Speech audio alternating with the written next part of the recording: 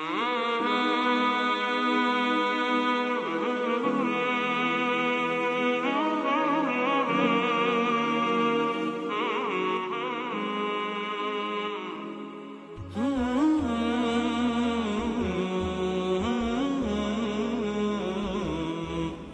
علیکم ورحمۃ اللہ وبرکاتہ نحمدہ ونصلی ونسلم علی رسولہ الکریم اما بعد۔ لوگوں کو جب دعوت دی جاتی ہے، دین اسلام کی طرف بلایا جاتا ہے اور بدعات اور مروجہ خرافات اور منکرات کو چھوڑنے کو کہا جاتا ہے، تو لوگوں کی طرف سے ایک جواب آتا ہے کہ منع کہاں ہے؟ جو کام ہم کر رہے ہیں اس کی آپ منع دکھا دیں، قرآن اور سنت میں منع کہاں کیا گیا ہے کہ ہم یہ کام نہ کریں۔ بطور مثال، جو لوگ اذان سے پہلے درود و سلام پڑھتے ہیں، مروجہ آج کل ہمارے زمانے میں عام ہے، اسی طرح ختم پڑھتے ہیں، 40واں کرتے ہیں اور 11ویں شریف دیتے ہیں، اسی طرح رجب کے مہینے کے اندر بدعات کرتے ہیں، محرم کے مہینے کے اندر کرتے ہیں، ذوالحجہ کے مہینے کے اندر کرتے ہیں، اور مہینوں کے اندر کرتے ہیں، ربیع الاول میں کرتے ہیں۔ تو جب ان سے کہا جاتا ہے بھائی ان کو چھوڑ دو، سنت طریقے پر آؤ، تو وہ کہتے ہیں آپ ہمیں یہ بتائیں کہ منع کہاں کیا گیا ہے؟ اس چیز کے بارے میں اللہ اور اس کے رسول نے ہمیں روکا کب ہے اور کہاں ہے؟ اگر روکا نہیں ہے تو ہم کریں گے۔ تو اس کا سادہ سا جواب وہ میں وضاحتاً عرض کرنا چاہتا ہوں کہ اصل بات یہ ہے کہ اللہ تعالیٰ نے اس دنیا میں انسان کو اپنی عبادت کے لیے پیدا کیا ہے، اور عبادت کو سکھلانے کے لیے اللہ تعالیٰ نے اس دنیا میں بہت سارے پیغمبروں کو مبعوث فرمایا۔ ان میں آخری نبی سید الرسل محمد کریم صلی اللہ علیہ وسلم ہیں۔ اللہ تعالیٰ نے قرآن مجید میں ان کی زندگی کو ہمارے لیے بہترین نمونہ قرار دیا، اور آپ صلی اللہ علیہ وسلم نے کوئی بھی شے، کوئی بھی نیکی کا کام ایسا نہیں چھوڑا جو ہماری بھلائی کے لیے ہو، جو ہماری اخروی نجات کے لیے ہو، جو ہمیں جنت کے قریب کرتا ہو۔ نبی صلی اللہ علیہ وسلم نے وہ ہمیں بتا دیا۔ اور کوئی بھی ایسا کام جس میں ہماری صحت کا بگاڑ ہو، ہماری دنیاوی خرابی ہو، ہماری اس میں اخروی ناکامی ہو، رسول اللہ صلی اللہ علیہ وسلم نے ہمارے لیے وہ واضح کر دیا۔ چنانچہ مصنف ابن ابی شیبہ کے اندر اور شرح السنہ کے اندر اور دیگر کتب حدیث کے اندر حضرت انس بن مالک رضی اللہ تعالیٰ عنہ سے اور دوسرے صحابہ سے مروی ہے، نبی اکرم صلی اللہ علیہ وسلم نے ارشاد فرمایا، ما من شیء یقربکم من الجنۃ الا قد امرتکم بہ۔ کوئی بھی ایسی چیز جو تمہیں جنت سے قریب کرتی تھی، جہنم سے دور کرتی تھی، اس کو میں نے چھوڑا نہیں ہے، میں نے تمہارے لیے واضح کر دیا ہے، بیان کر دیا ہے، کھول کے رکھ دیا ہے۔ اب اگر ہم ان رسوم اور رواجوں کو دیکھیں، اور یہ ختم درود اور یہ 40ویں اور یہ 11ویں اور یہ 7ویں تیجے سالانہ ماہانہ، اگر ان چیزوں کو ہم دیکھیں تو رسول اللہ صلی اللہ علیہ وسلم نے اپنی ساری زندگی میں بھی کسی ایک رشتہ دار کے فوت ہونے پر یہ کام نہیں کیا۔ نبی صلی اللہ علیہ وسلم کی بیوی آپ صلی اللہ علیہ وسلم کو بہت عزیز تھی، وہ آپ صلی اللہ علیہ وسلم نے ان کی بہت فضیلتیں بیان کی۔ آپ صلی اللہ علیہ وسلم نے ان کی وفات کے بعد ایک مرتبہ بھی یہ مروجہ ختم نہیں پڑھا، نہ صحابہ کرام سے کہا کہ ان کی قبر پر جا کر پڑھیں یا اپنے گھر میں پڑھ کر ان کو بخش دیں۔ اسی طرح نبی صلی اللہ علیہ وسلم کے بچے فوت ہوئے، آپ صلی اللہ علیہ وسلم کی تینوں بیٹیاں آپ صلی اللہ علیہ وسلم کی زندگی میں فوت ہو گئی تھیں، ایک بیٹی آپ صلی اللہ علیہ وسلم کی وفات کے بعد فوت ہوئیں۔ اسی طرح آپ صلی اللہ علیہ وسلم کے بیٹے، آپ صلی اللہ علیہ وسلم کا چچا اور دیگر رشتہ دار اس دنیا سے گئے۔ نبی صلی اللہ علیہ وسلم نے ان کی وفات پر ان کی طرف سے ایک آیت بھی صحابہ کرام کو نہ پڑھنے کا کہا، نہ خود پڑھی۔ کیا یہ ایسی نیکی ہے جس کو نبی صلی اللہ علیہ وسلم نے نہیں کیا؟ وہ بھی کوئی نیکی ہے جس کو نبی صلی اللہ علیہ وسلم نہ کرے اور وہ نیکی ہو؟ اللہ کا مقرب ترین بندہ جس کے ہاتھ میں جنت کی کنجی ہے، رب تعالیٰ نے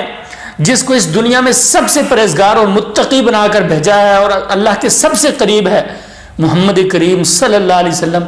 وہ نیکی نہ کریں اور ہم کر کے یہ باور کرائیں کہ ہم وہ نیکی کر رہے ہیں جو نبی صلی اللہ علیہ وسلم نے بھی نہیں کی۔ تو اس لیے وہ نیکی نہیں ہے، وہ بدعت ہے، وہ شیطان ہمیں گمراہ کر رہا ہے، شیطان ہمیں دھوکے میں ڈال رہا ہے، وہ تو کوئی نیکی نہیں ہے۔ یہ تو بات تھی کہ نیکی وہ ہے جو نبی صلی اللہ علیہ وسلم نے کی، اور وہ کام نیکی نہیں ہے جو ہم کرتے ہیں اگر نبی صلی اللہ علیہ وسلم نے وہ نہیں کیا۔ اب دوسری طرف آتے ہیں، لوگ کہتے ہیں آپ یہ دکھائیں کہ یہ منع کہاں ہے، اس کو منع کہاں کیا گیا ہے۔ ہم آپ سے سوال کرتے ہیں، پوچھتے ہیں کہ ہمیں یہ بتاؤ کہ فجر کی کتنی رکعتیں آپ نماز پڑھتے ہیں؟ آپ کہیں گے 2 رکعت فجر، 2 رکعت ہم سنت پڑھتے ہیں، 2 رکعت ہم فرض پڑھتے ہیں۔ ہم آپ سے کہتے ہیں آپ 10 رکعتیں پڑھا کریں، اگر آپ کہیں کہ کیوں، ہم کہتے ہیں منع کہاں ہے؟ آپ فجر کی 10 پڑھ لیا کریں، عصر کی 20 پڑھ لیا کریں، ظہر کی 15 18 25 پڑھ لیا کریں، اور اسی طرح جب آپ اذان دیں اس سے پہلے آدھا پارہ پڑھ لیا کریں۔ اگر آپ کہیں کیوں، تو ہم آپ سے پوچھتے ہیں کیا قرآن مجید کے پاروں میں کوئی نعوذ باللہ برائی ہے؟ کیا گناہ ہوتا ہے یا کسی قسم کا کوئی حرج ہے؟ کچھ بھی تو نہیں۔ تو پھر آپ قرآن مجید کیوں نہیں پڑھتے اذان سے پہلے؟ بھائی اس لیے نہیں پڑھتے کہ رسول اللہ صلی اللہ علیہ وسلم نے یہ عمل نہیں کیا، صحابہ اکرام نے یہ عمل نہیں کیا، اس لیے ہم نہیں پڑھتے۔ تو اسی لیے ہم ختم نہیں پڑھتے، اسی لیے ہم تیجا نہیں کرتے، اسی لیے ہم 40واں نہیں کرتے، اسی لیے ہم 11ویں نہیں کرتے، اسی لیے ہم سالانہ نہیں کرتے کہ رسول اللہ صلی اللہ علیہ وسلم جو اس دنیا میں سب سے زیادہ نیک انسان تھے، جنہوں نے ہر نیکی کی طرف ہماری رہنمائی کی، اس نیکی کی طرف رہنمائی نہیں کی، کیونکہ یہ نیکی نہیں ہے، یہ بدعت ہے۔ اور پھر اہل علم نے ایک اصول بنایا ہے قرآن و سنت کی روشنی میں کہ الاصل فی الامور الاباحہ یا الاصل فی الاشیاء الاباحہ، معاملات اور اشیاء میں اصل یہ ہے، حقیقت یہ ہے کہ ہر ایک چیز حلال ہے، سوائے اس کے کہ جس پر اللہ اور اس کے رسول کی طرف سے کوئی منع کی دلیل موجود ہو کہ یہ چیز کھانی حرام ہے، یہ چیز کھانی مضر ہے، یہ چیز کھانی ناجائز ہے، جس سے نبی صلی اللہ علیہ وسلم نے منع کیا ہو، یا جو رسول اللہ صلی اللہ علیہ وسلم نے قاعدہ بیان کیا ہے، اس قاعدے کے تحت جو چیز آتی ہو وہ چیز کھانی حرام ہے، وہ چیز پہننی حرام ہے، وہ چیز اوڑھنی حرام ہے، اس چیز کا استعمال حرام ہے، اس کے سوا ہر ایک شے حلال ہے۔ رسول اللہ صلی اللہ علیہ وسلم نے ساری چیزوں کو واضح کر دیا، لیکن یہ جو اصول ہے یہ معاملات کے اندر ہے، یہ اشیاء کے اندر ہے، یہ اصول عبادت کے اندر نہیں ہے کہ منع کی دلیل موجود ہو۔ عبادت کے اندر اصول یہ ہے الاصل فی العبادت التوقیف، کہ عبادت کے اندر اصل یہ ہے کہ جس چیز کا رسول اللہ صلی اللہ علیہ وسلم نے کرنے کا حکم دیا، جو آپ نے کیا، جس طرح آپ نے کیا، جس وقت آپ نے کیا، جتنا آپ نے کیا، وہ ہم کریں گے۔ اور جس چیز سے آپ صلی اللہ علیہ وسلم نے عبادت کے اندر منع کر دیا کہ اونچی نہ پڑھو امام کے پیچھے، اپنے دل میں سورہ فاتحہ پڑھو، اسی طرح سجدے میں اپنے ہاتھوں کو اس طرح نہ پھیلاؤ جس طرح کتا پھیلاتا ہے،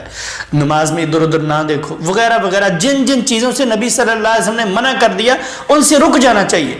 اور جو کر کے دکھایا وہ کرنا ہمارے لیے لازم ہے۔ بصورت دیگر ہماری نماز وہ نماز نہ ہوگی جو نبی صلی اللہ علیہ وسلم نے ادا کی۔ یہ عبادت ہے کہ عبادت کے اندر ہم نے ہر وہ کام کرنا ہے جو نبی صلی اللہ علیہ وسلم نے کر کے دکھایا، جو آپ سے باسند صحیح مستند طریقہ سے، مستند ذرائع سے آپ صلی اللہ علیہ وسلم سے ثابت ہے۔ اور جو معاملات ہیں ان میں اباحت ہے، چاہے تو ہم اپنی مرضی سے کھائیں، اپنی مرضی سے پہنیں، اپنی مرضی سے سفر کریں، اپنی مرضی سے اوڑھیں بچھوئیں، بیٹھے اٹھیں، جو مرضی کریں،